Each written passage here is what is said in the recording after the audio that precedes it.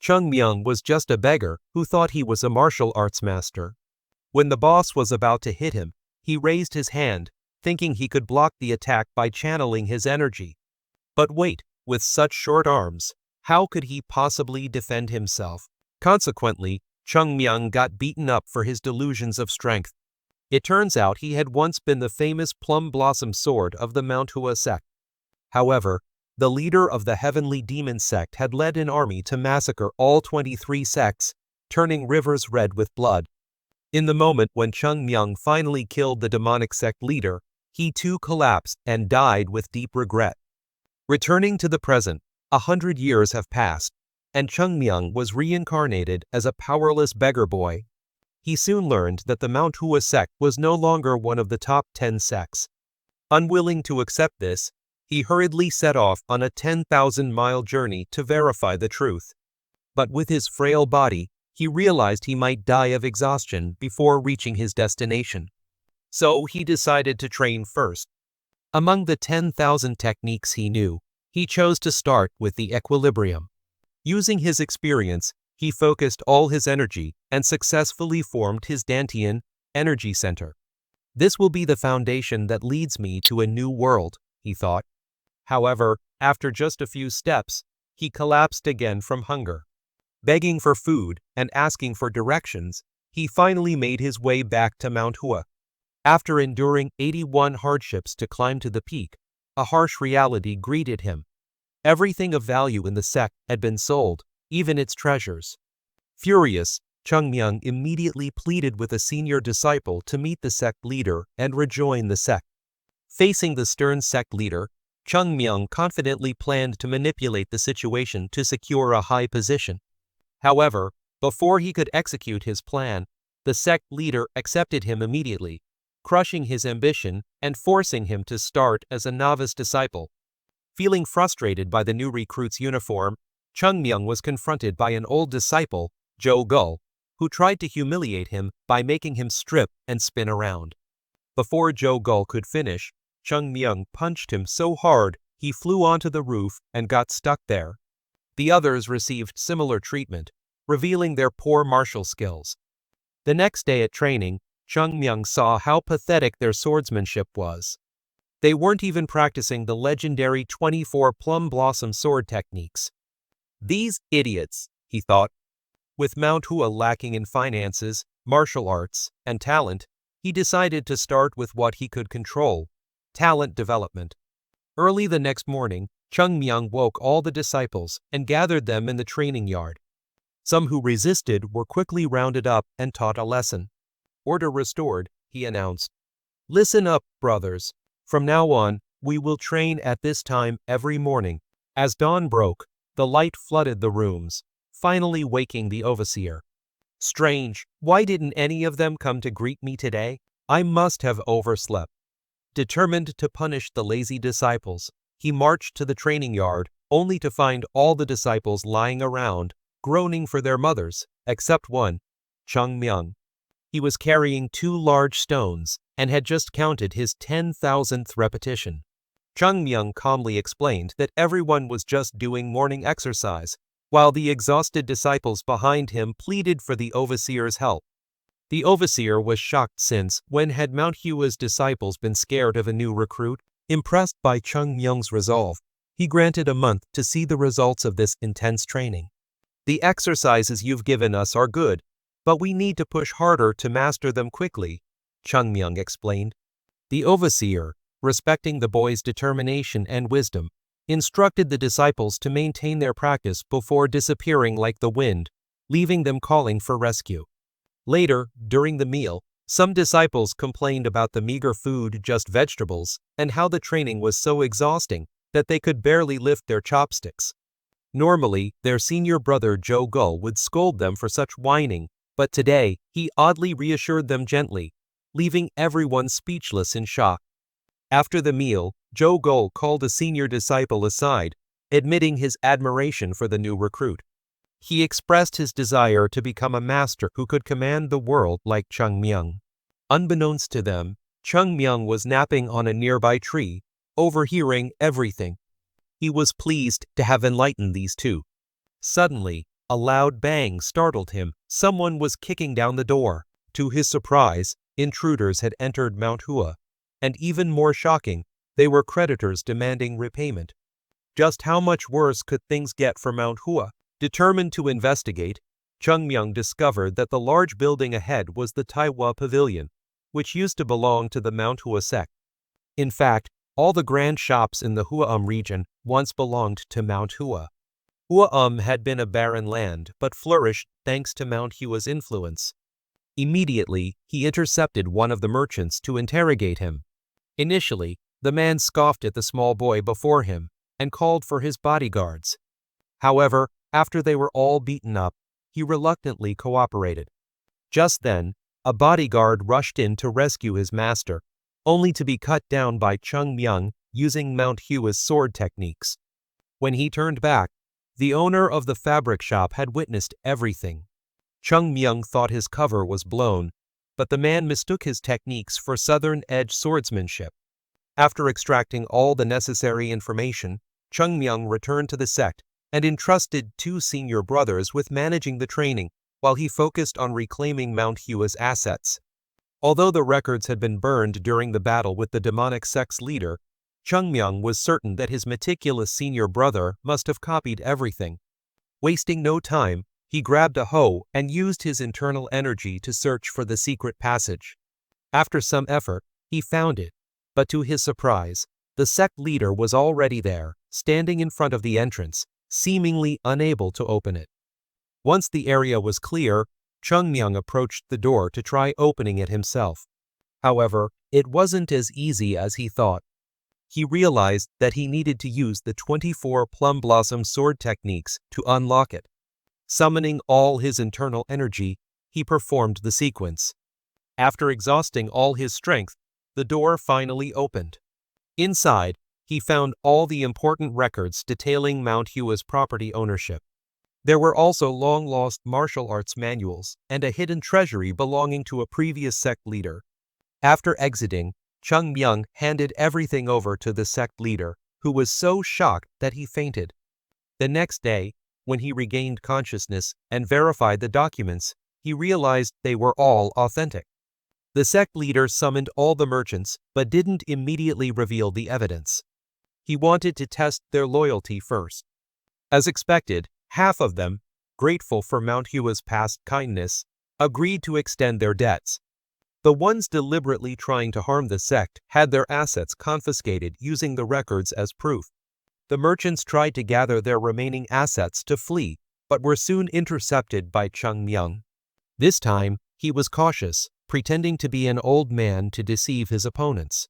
However, one of them revealed surprising martial skills and challenged him directly.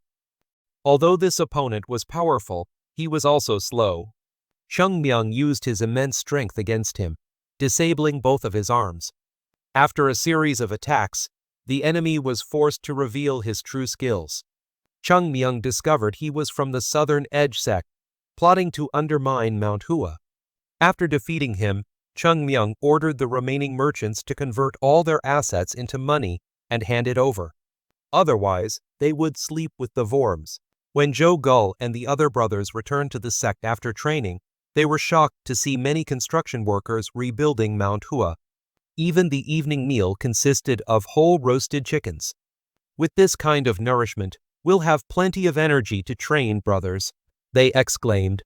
Meanwhile, Chung received a reward from the sect leader. He requested either permission to visit Huaum freely or a rejuvenation elixir. The sect leader chose the first option, explaining that the elixir was so precious even though he didn't have one. After the recent ordeal, Chung had exhausted his life force and desperately needed an elixir to recover. He suddenly remembered that, in the past, his senior brother had hidden a stash of elixirs and wine on a cliff. Without delay, he set off to find it. After a thrilling game of bungee with death, he finally reached his senior brother's secret hideout. Inside, he found the wine and a golden chest. When he opened it, a pinkish light filled the cave, making him feel as if he had stepped into a forest of plum blossoms.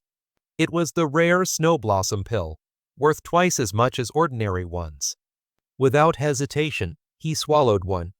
The pill dissolved in his mouth, releasing a refined aroma that spread through every corner of his body. Chung underwent an intense purification process, like piecing together countless fragments of vital energy. Eventually, he completed the process, feeling life energy surging through him.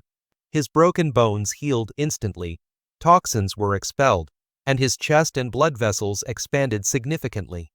All his meridians had opened, and his internal energy had grown stronger. Time to bring these pills back for the brothers, he thought.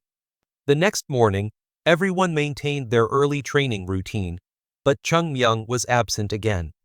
They figured he was still weak and planned to go back to bed. Just then, Chung appeared, glowing with vitality.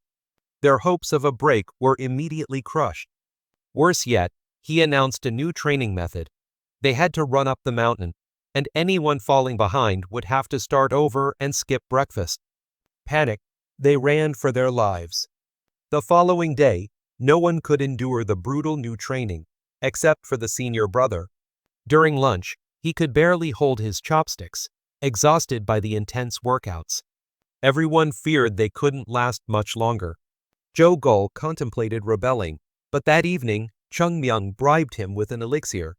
With that, everything fell back into place. A few days later, during sword practice, the disciples' movements became surprisingly steady. The overseer was amazed. While their techniques seemed the same, their precision and sharpness had drastically improved. He was delighted, realizing that Chung had kept his promise. He now believed that Chung would lead these disciples toward a brighter future. At this time, Mount Hua had just overcome one crisis and was hoping to return to peace, but a new problem arose. The marketplace was in chaos due to the lack of skilled management. Previously, the merchants, despite their bad character, managed the business effectively. In contrast, the senior members of Mount Hua lacked the expertise to handle economic affairs, causing everything to fall apart. Joe Gull recalled someone who could help, Elder Wang, an expert in commerce who understood trade across the ports of Shanghai, the western regions, and Yunnan. Unfortunately, Elder Wang had been gravely ill for a year, with rumors suggesting he had lost consciousness. Just then, the overseer approached Chung asking him to deliver a letter from the merchant guild to the sect leader.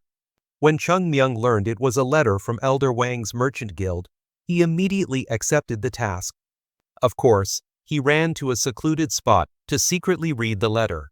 He discovered that Elder Wang was indeed critically ill and required medicine from Mount Hua to recover.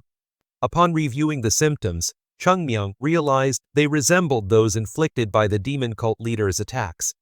This raised suspicions that the cult leader might still be alive and plotting something in the Central Plains. Determined to investigate, Chung rushed to Christian City, arriving by evening. As he entered the city, memories of his past life returned. Back then, as the renowned Plum Blossom Sword Saint, he never hesitated to teach the Southern Edge sect disciples a lesson, fostering deep animosity between the two sects. Meanwhile, Elder Wang's son was deeply distressed. The imperial doctor had declared that preparations for his father's funeral should begin, as there was no hope left.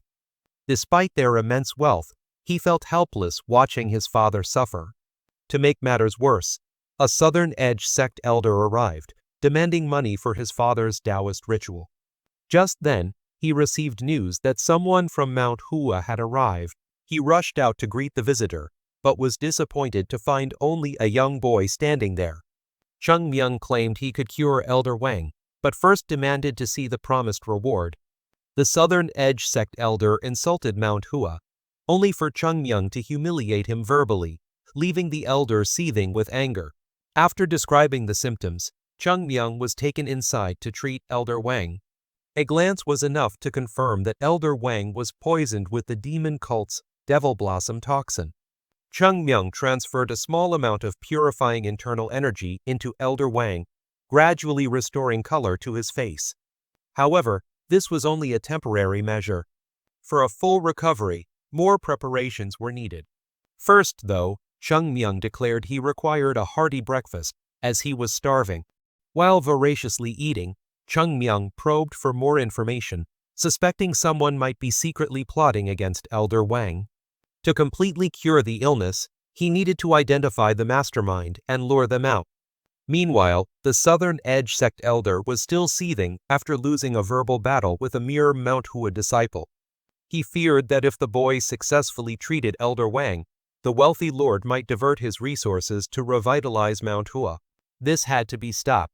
The elder's disciple proposed a plan: arrange an accidental encounter under the guise of a friendly sword duel, during which they would accidentally injure the boy.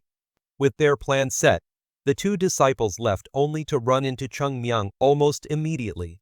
He was casually whistling near the entrance, seemingly waiting for someone. Songbik approached and greeted him, introducing himself and welcoming the Mount Hua representative to Shien. He then challenged Chung to a spar, under the pretext of admiring Mount Hua's swordsmanship, expecting the boy to refuse. To his surprise, Chung accepted instantly with an arrogant smirk, remarking, "If you want a fight, just say so. No need for all this pretentious talk."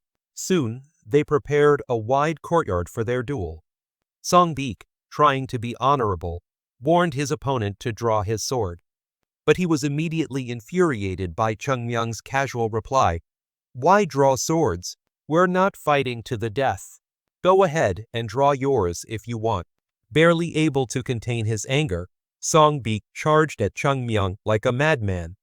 His furious and powerful attack sparked astonishment even from his junior disciple, who had never seen his seniors so enraged. Despite Songbik's relentless barrage of strikes, Chung blocked each one effortlessly. Enraged, Songbik unleashed his inner energy, channeling it into his sword for a final, powerful strike. At that moment, his junior disciple shouted in alarm, urging him to stop. The warning brought Songbik back to his senses, and he dispersed the energy from his blade just in time.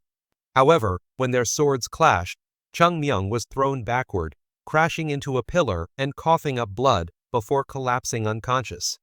The sudden turn of events left Songbik stunned, unable to comprehend what had just happened. He hastily explained to his junior disciple that he hadn't used any internal energy, so there was no way Chung could be seriously injured. Yet, as he spoke, a fountain of blood gushed from Chung mouth, horrifying the junior disciple. At that moment, the elder Wang's son arrived and witnessed the entire scene.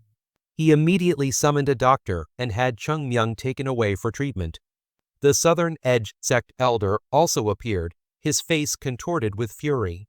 Seeing the bloody aftermath, he was livid. How could he defend his foolish disciple after such a brutal attack? He tried to explain that it was just an unfortunate accident during a sparring match. "An accident?" retorted the merchant's son. "This child is trying to save my father, and your disciple nearly killed him. You call that a sparring accident?" Using this incident as justification, the merchant's son expelled the Southern Edge Sect members from the merchant guild. Songbik was ordered to stay behind to atone for his actions, otherwise there was no need for him to return to his sect. Meanwhile, Chung condition remained stable but critical. He had lost too much blood, and though his life wasn't in danger, full recovery would take 3 days. That night, a mysterious assassin infiltrated the room, exuding a crimson aura, aiming to end Chung life swiftly. End of the story. However, Chung dodged the deadly attack and calmly grabbed the assassin's wrist, smiling as he declared that he had caught the culprit. The assassin launched another attack, but Chung flipped behind him, evading the blow. The assailant fired an explosive strike that obliterated part of the room, but Chung leaped into the air to dodge it. When another strike followed, Chung countered with a powerful kick, redirecting the attack. At that moment, the elder Wang's son arrived with reinforcements to apprehend the culprit, revealing him to be one of his father's most trusted aides. Everything had unfolded according to Chung plan. He had anticipated that the assassin would strike that night. If they succeeded in killing him, the Southern Edge Sect would be blamed, allowing the real criminal's scheme to go unnoticed. Fortunately, his plan worked perfectly. He had even staged the internal injury earlier in the day, knowing the Southern Edge sect would engage in a public confrontation, setting the stage for the real culprit's capture. The culprit stubbornly insisted that his only goal was to eliminate Chung, denying any involvement in harming the merchant lord. Seizing the moment, Chung feigned an attack, baiting the culprit into striking back. When the blow connected, Chung calmly raised his reddened hand, pointing out that the symptoms matched those of the merchant lord's mysterious illness. The culprit realized too late that he had fallen into a trap. There was no longer any room for denial. Refusing to surrender, the culprit launched a desperate attack to break through and escape. Meanwhile, Songbik, sitting nearby, sighed heavily, still unsure how to atone for his earlier mistake. Hearing the commotion and seeing clouds of dust, he rushed over to investigate. Chung turned and called out, "Come here and help." Confused, Songbik hesitated until he noticed Chung gesturing with a pout, signaling that this was his chance for redemption. Without further thought, Songbik charged in like a whirlwind, determined to subdue the culprit and redeem himself. Chung, having neutralized the poison in his hand, declared himself the most experienced master on earth. Yet, shortly after, he yawned and announced it was time for bed. "An hour-long fight, and still no winner? Should have finished it myself," he muttered. Just then, the culprit collapsed, and Songbik, though victorious, had sustained several injuries. Seeing this, the elder Wang's son softened his stance. He acknowledged that the Southern Edge sect might not be as bad as he had believed, and decided to forgive the morning's incident. Songbik, finally relieved, sat down to rest. With everything resolved, the Merchant Guild's complex problems, which had plagued them for a year, were astonishingly solved in just 2 days. Chung prowess seemed almost divine. Immediately, Chung demanded his reward, emphasizing that curing the merchant lord was a given. Elder Wang's son promised to use the guild's full power to support the Mount Hua sect. But Chung protested. "I meant a reward for me, not for the sect," he exclaimed. "No one gets a free ride, you have to work for it." This unexpected response left everyone stunned. At this moment, Chung was sitting in front of the sickbed, preparing to treat Elder Wang. Although he knew this was a difficult task and he wasn't very confident, he still had to take the risk. He immediately transmitted his inner energy into the old man's body, creating a tiny entity to enter the old man's body. Indeed, inside there were countless demonic energies continuously gnawing at the old man's vital energy, creating a scene as red as blood. Chung instantly drew his sword, exerting all his strength to create a whirlwind that cut through the blood snakes, revealing the purifying vital energy shining brightly in the area. However, the amount of demonic energy that needed to be eradicated was immense, and they kept multiplying, so Chung could not stop for even a second. As he attacked upward, the size of the snakes became increasingly gigantic, and they were beginning to evade him instead of charging forward. It turned out they were fleeing towards the brain, which was what he feared the most, because it was very easy for demonic energy to explode there, and if that happened, the old man would be doomed. Now there was only one final method left. Chung immediately focused on sucking out all the demonic energy from the old man's head, causing the body to endure a tremendous shock, and it began to glow bright red. Now the toxins had completely transferred to him, making him feel his consciousness gradually fading and dizzy. This body was still too young, so it couldn't hold out for long. Before losing consciousness, he had to quickly resolve this issue. He never expected that they would adapt so well inside and gradually absorb energy, causing their reproduction rate to increase terrifyingly. No matter how hard Chung tried, the demonic energy continued to rise. Indeed, just a moment later, he was surrounded by them, frantically biting and tearing at him. Driven into a corner, he decided to take a desperate risk by using a very dangerous method. He concentrated all the energy to spread throughout his limbs, and then activated these streams of energy to self-explode, annihilating all the demonic energy at once. However, this also caused tremendous damage to his bones. Fortunately, The explosion of vital energy was just enough to eliminate all the demonic energy, so he survived, although he still felt pain throughout his body. It took an hour for Chung to wake up, and he promised himself that he would never act so recklessly again. At the same time, Elder Wang also opened his eyes and gradually regained his senses, congratulating him on waking up after just taking a stroll around the Hell Gate. After Elder Wang regained consciousness, he quickly organized the Yunhe Merchant Guild, and, after some investigation, revealed that the culprit was a disciple of a merchant who was a former competitor of Elder Wang. Chung felt a bit disappointed that this incident had no connection to the demonic cult and was merely a coincidence. Everything had been resolved, so Chung indulged in delicious food and fine wine. While he was enjoying his meal, Elder Wang entered, kneeling down to thank Chung for saving his life. To repay this kindness, the old man promised to fulfill any wish of Chung. Without delay, Chung took out a book and handed it to the two of them. Everything in it was his wishes, but he had to write them down to avoid forgetting. Knowing that he owed a debt of gratitude, Elder Wang thought this was too much. Although he had invested quite a bit of money into the Southern Edge Sect, after this incident, the Yunhe Merchant Guild was determined to take a risk and bet on the Mount Hua sect, as Elder Wang had recognized the potential of Mount Hua with Chung there. If it developed as he predicted, the benefits from this relationship would be enormous. After 3 days of recuperation, Chung had become quite plump. While lying down and lost in thought, he saw Songbik approaching, expressing a desire to spar once again, hoping that Chung would fight seriously. Songbik sensed that Chung was stronger than him, but still wanted to practice and learn. Hearing this, Chung found Songbik very interesting. Despite knowing he would lose, he still wanted to fight, so he agreed. The two quickly stepped onto the stage. Songbik didn't understand why, seeing his opponent as just a kid, but his hands were trembling, feeling an overwhelming pressure that made him extremely tense. It seemed that the aura exuded by that kid, Chung was incredibly powerful. "Come on, I've been waiting too long." Knowing he still had many shortcomings, Songbik decided to use the new martial art of the Southern Edge Sect, called the 12 Techniques of Snowflower. Indeed, his sword techniques were very swift and powerful, but caused an extreme sense of anger in Chung.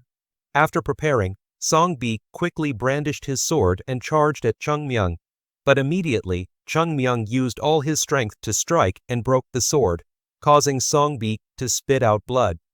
Right after that, Chung tightly grabbed Songbik's collar and angrily asked where he had learned this technique, as the previous move was identical to the long-lost 24 Plum Blossom sword techniques.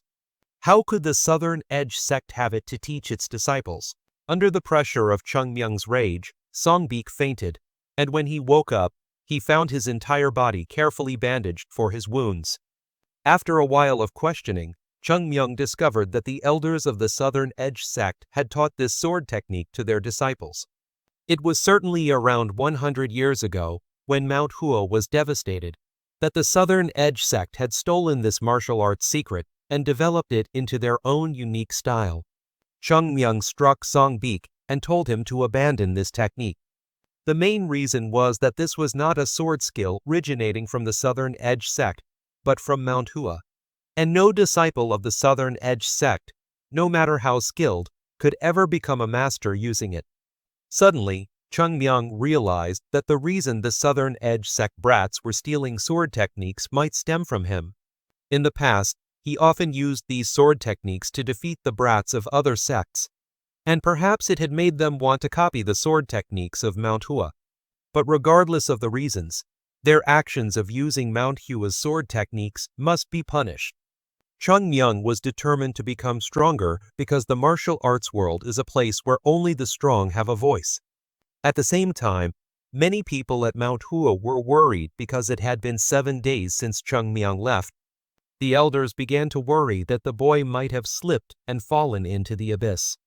After some debate, at that moment, Chung casually walked through the sect's gate and returned. The sect leader, hearing this, was overjoyed and hurried outside to check on the boy's well-being, but was stopped by his junior disciple, who advised him not to cover up for and spoil the boy. Everyone agreed and solemnly walked to the gate to welcome Chung Myung. As soon as they greeted him, Chung Myung was sternly questioned by the elder. At this moment, the elder Wang appeared and spoke up in defense of him. The sect leader was visibly happy to see the elder Wang healthy again. When he learned that it was thanks to Chung Myung, everyone was extremely astonished. Chung Myung boasted that when he was a beggar, he had experienced symptoms similar to those of elder Wang and had learned how to treat them. This inadvertently helped elder Wang escape death. Now that elder Wang was healthy, he decided to repay Chung Myung by revitalizing the economy of Mount Hua sect. Upon hearing this, the sect leader was visibly delighted, as they would not only receive financial investment from the trading group but also support in terms of manpower. The other elders were also very pleased and satisfied with Chung Myung, although they only dared to express their joy internally. Returning to the elders' meeting regarding the economic issues of Mount Hua, Elder Wang would directly oversee the business operations, so Mount Hua sect would no longer have to worry about a lack of funds. However, he wanted to impose two conditions. First, they should not accumulate the money earned, but instead use it for development, and second, there should be special privileges for Chung Myung. After a very tense discussion, everyone still couldn't come to a decision regarding the reward that Chung Myung would receive for this achievement. Perhaps just giving him money would suffice. Elder Wang left, and just a few days later, all operations of the Mount Hua trading area were in order. Revenues skyrocketed, causing the leader of finance to smile broadly. Life at Mount Hua sect became peaceful again, but Chung Myung's senior brothers did not get to enjoy that peace. With Chung Myung's return, they had to train even harder. Seeing the diligent training of his junior disciples made Yunjong feel very strange. At first, he thought that Chung Myung's physical training methods wouldn't yield results. However, now he felt much stronger, and his swordsmanship was twice as fast as before. His junior disciples were now always competing to train and build muscle, making everyone at Mount Hua look as robust as a group of bandits. Despite this, everyone still wanted to push themselves further because the martial arts exchange tournament was approaching. Recently, Chung Myung had stopped training physically with his senior brothers and instead went to the mountains every morning to practice swordsmanship, hoping to regain the prowess of a sword saint like before. Today, when he arrived at the familiar training ground, he found that someone had already occupied the spot. To his surprise, someone had come to practice this early, and it was a beautiful woman. Chung Myung observed her for a while, feeling a bit envious because the sword techniques she created were powerful and graceful, just like the swordsmanship of Mount Hua shining under the moonlight. While he was engrossed in admiring, the girl had noticed Chung Myung spying from behind a rock, swiftly closing in and pressing her blade against his neck. Damn it, the sword saint from 100 years ago caught peeping by a kid, how humiliating. Up close, the girl was breathtakingly beautiful. In both his previous and current lives, this was the most stunning woman Chung Myung had ever seen. When she demanded his identity, he pointed to the Mount Hua symbol on his robe, explaining that he had permission from the sect leader to roam freely and practice his swordsmanship there daily. But today, someone had taken over his training spot and was even threatening him. Hearing this, the girl bit her lip in frustration, unable to argue back. Through their exchange, Chung Myung learned the somewhat naive girl's name was Yu Isil, a second-generation disciple. Since she outranked him, she demanded that he pay her respect. It seemed she wanted to retaliate, leaving Chung Myung slightly irritated. He realized he would need to find another practice spot since this one was compromised. At breakfast, everyone looked worried because the second-generation disciples were returning to the sect. To make matters worse, the upcoming martial arts tournament between the Mount Hua and Southern sect loomed large. Mount Hua had always suffered crushing defeats. However, this news delighted Chung Myung. He finally had a chance to settle scores with the Southern sect. The second-generation disciples might not win no matter how hard they trained, so it was up to the third generation to claim victory. Meeting his two close senior brothers in the training hall, Chung Myung praised their progress, but noted it was only a slight improvement. He asked if they were ready to die for victory in the martial arts exchange. The next morning, everyone gathered, and Chung Myung announced a new training method. To win, they had to experience near death. First, they had to step up, pick up their swords, and fight him. He would only strike downward while they had to defend with everything they had. Seeing this as an opportunity to teach Chung Myung a lesson, Jo-gul stepped up, unleashing every technique he knew.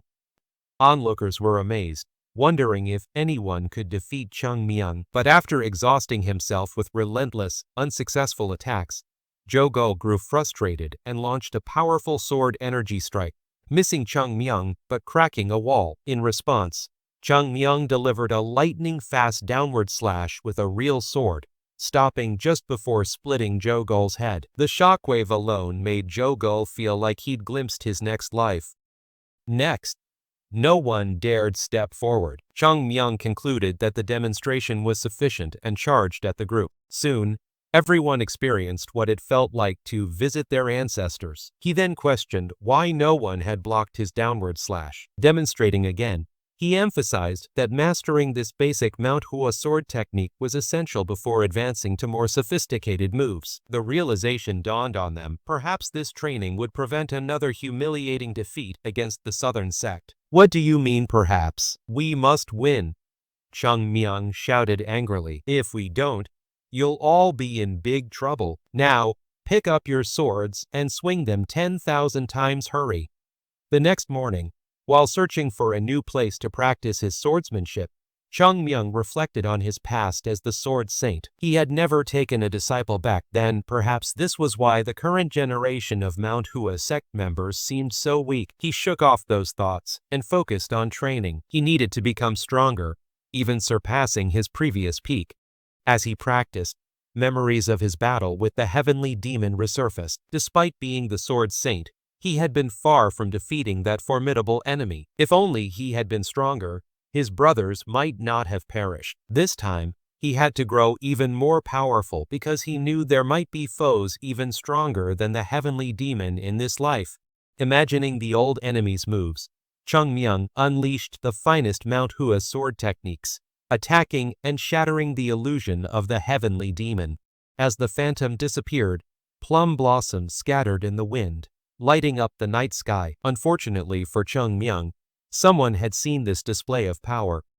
Lost in thought, Chung Myung was startled by a face in white robes, suddenly inches from his own Uisiel. He almost wet his pants.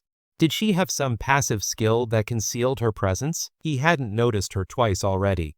Caught using the plum blossom sword technique, Chung Myung knew he'd have to act his way out of this. Uisiel, thinking she was about to be silenced for witnessing a secret technique, immediately took a defensive stance. Out of options, Chung Myung chose the 36th strategy, run away. He leapt back and sprinted like a ghost was chasing him. He reassured himself she probably wouldn't tell anyone, and even if she did, no one would believe her. Instead of heading back, he decided to go down to the town for breakfast.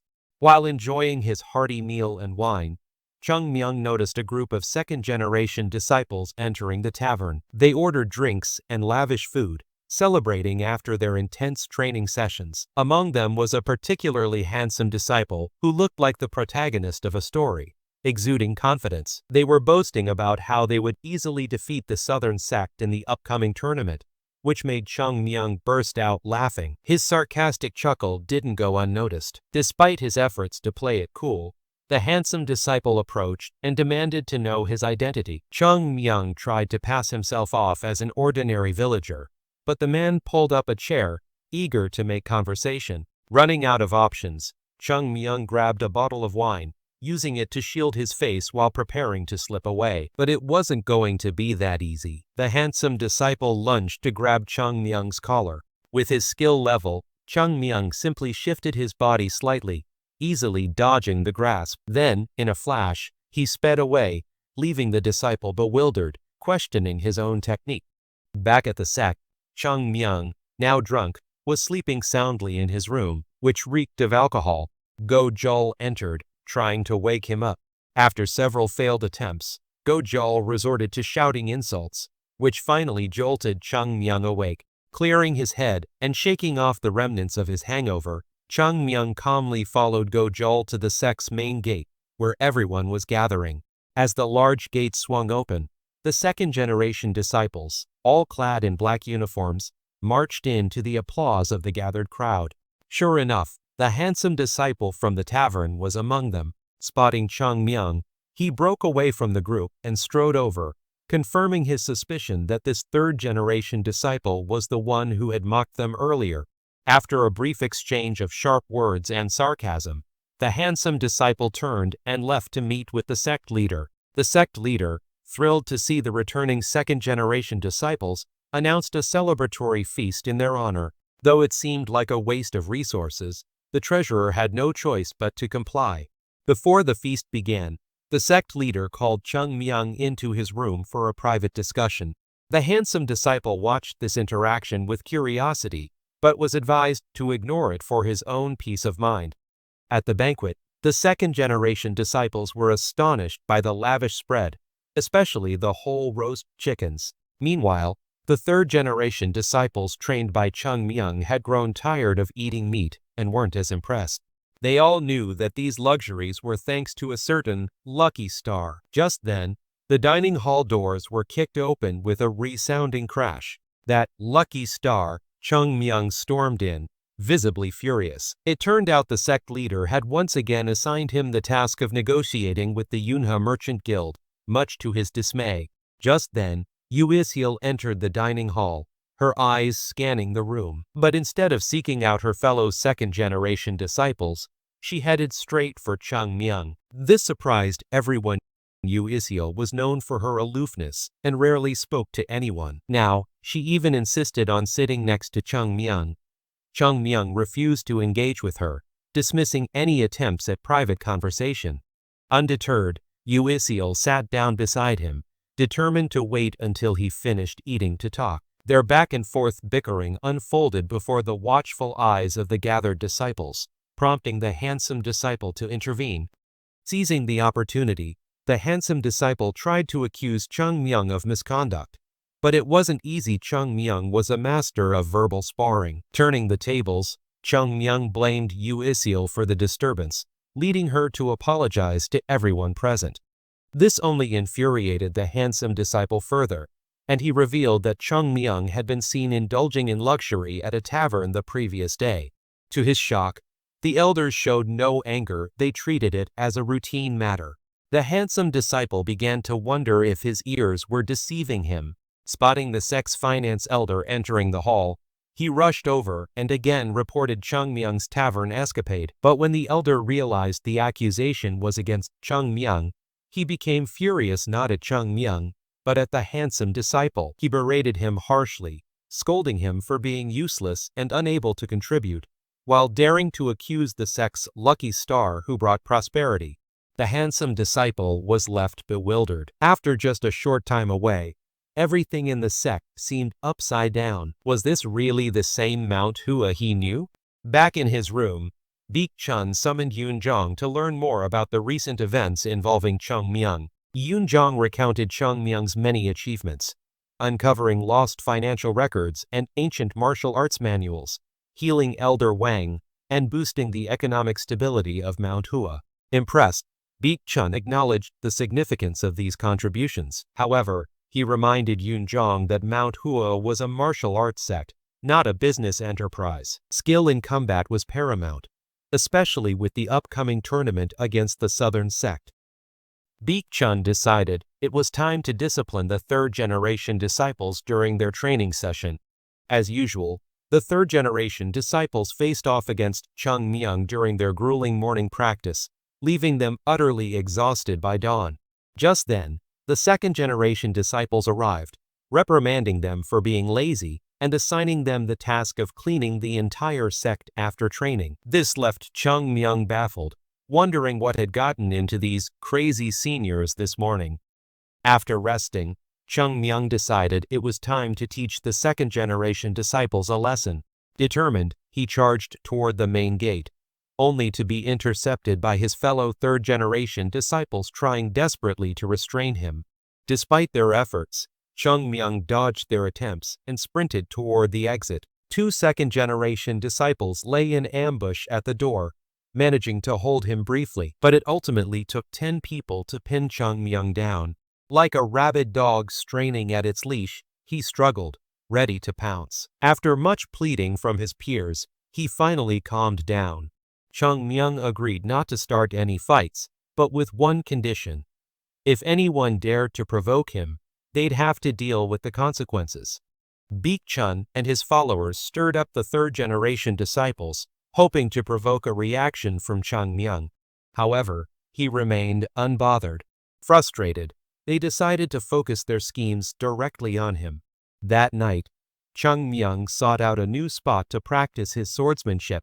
As he unsheathed his blade, thoughts of Yu Isiel surfaced. She had been following him ever since she caught him training, haunting him like a ghost. Confident that she wasn't around this time, he felt no presence. He relaxed. But just as he focused on his sword, that ghostly voice echoed again, startling him so much that he wished he could time travel another 100 years. Yu Isiel appeared, using her seniority to demand respect, which only infuriated him further.